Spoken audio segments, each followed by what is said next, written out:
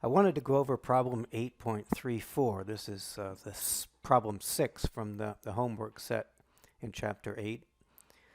It's a little more difficult than all of the other homework problems. It's a pretty cool problem to learn how to do. And I'll give you a hint already that I will ask a problem similar to this on the exam. So it's important for you to learn how to solve it. In this problem, we're given a linear triatomic molecule to work with, OCS. This would have two different bond lengths here, the carbon-oxygen bond length and the carbon-sulfur bond length. These are the two bond lengths that we're solving for in this problem. The information given is in terms of spectroscopic constants measured for two different isotopologues. So we've got data for the one where we're dealing with 16 for oxygen, 12 for carbon, and 32 for sulfur as the isotopes. And then another molecule where sulfur has the isotope 34 represented. The data is given as values for the rotational constant, and here's the expression for the rotational constant in terms of the moment of inertia. Each of these two would have different moments of inertia.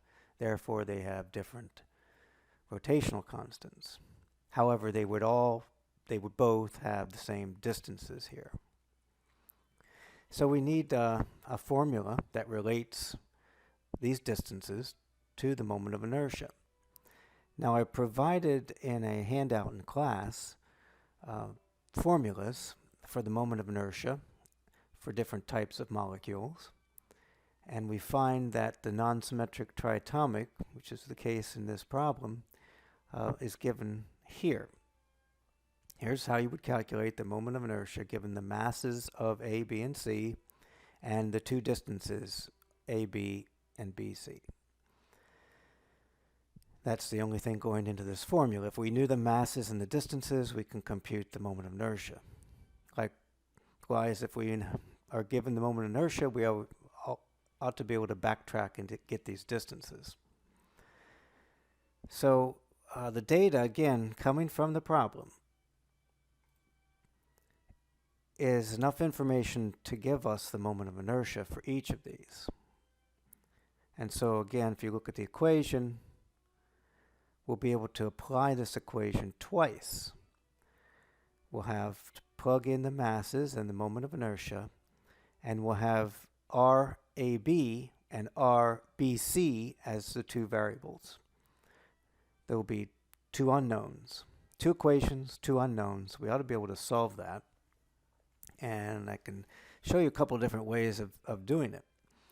One way is to use Excel, and you can use the solver feature of Excel, where you make a guess at RAB and RBC and compute what the I would be from that guess, and then ask solver to change the values of these two distances until they match, until the moment of inertia matches.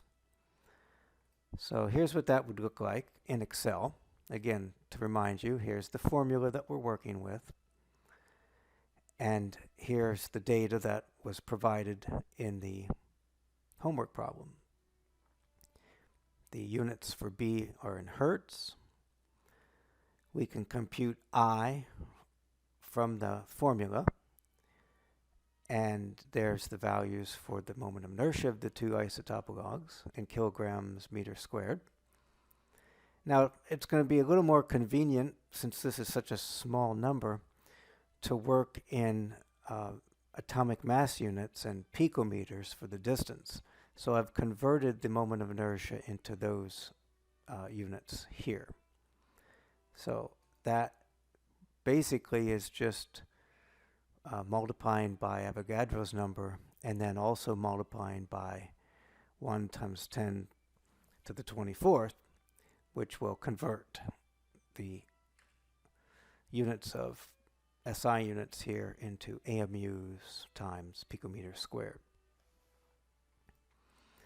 So here's our experimental data, the data from the homework problem. Here I've also put into Excel the various masses masses of each atom in AMU and the total mass of each isotopolog in AMU. I can keep those in AMU now because I've used AMU for the moment of inertia. The way solver works is you need to have a cell that you minimize the value of, and so I'm going to compute down here the moment of inertia. There's the formula, and then here's the formula again for the second isotopolog. It's using the same formula, different masses. And by taking the difference between this cell and the experimental value here and squaring it, that's what I put in this cell. So I have the differences squared here. And then finally, in the yellow shaded cell, I've got the sum of the differences squared. So if I put in the exact right answer here for the two distances, the differences squared should be 0, and this sum should be 0. I can make a guess at these distances and then ask solver to minimize this.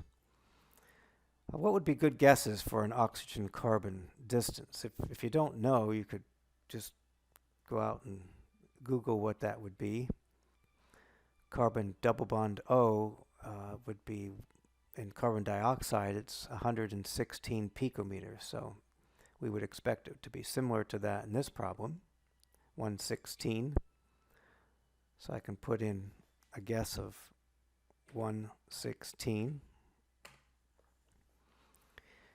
And then I got to go look up, well, what would be a good bond distance for carbon sulfur. If I Google that, I get 183 as the possible value here, 183. And I don't know if you noticed it, but my squared differences are smaller, but still quite large. So we haven't optimized these values. It's not really cheating to put in a guess value here. This is, just giving it a starting point to do the optimization. So we're all ready for solver. We can go to solver.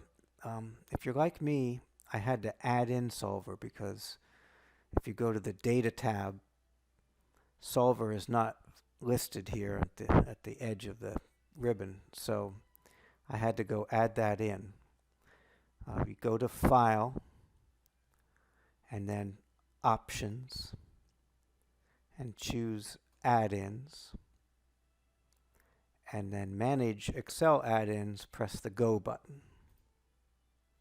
And we can click Solver Add-in. Yes, I'd like to have that. Okay.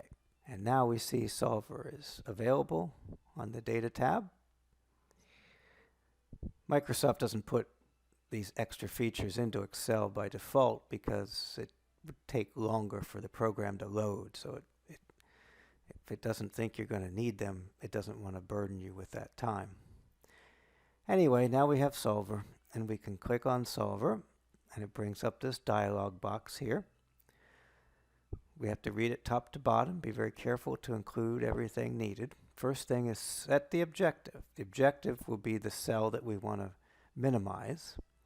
So we can click in here, click the little arrow, choose that cell, C20, and we're going to minimize that. We'll choose the minimize that. We don't want to set it to 0. It would be impossible to solve this exactly and set it to 0, so we just minimize it. And we're going to try to minimize it by changing the values of the two distances. So here it says by changing the variable cells, and we'll go and pick these two cells. There are some options I would suggest putting on the optimizer. First of all, there's several available. I would pick the GRG nonlinear. It says this is the one that's used for most solver problems, and if it's smoothly nonlinear. However, the options to that solver, if you go to options and then click on the GRG nonlinear tab, make sure the derivatives are set to central. The forward is just going in one direction, but central is going to make the optimization be a little bit more efficient. And the convergence, here I see 4 zeros and a 1. Let's put a couple more zeros in there, make the convergence a little tighter. Okay. With those options set, I can click the Solve button, and hopefully we'll be able to get a solution to the problem. I can see on my screen that the numbers have been updated, and I've got squared differences that are very close to 0.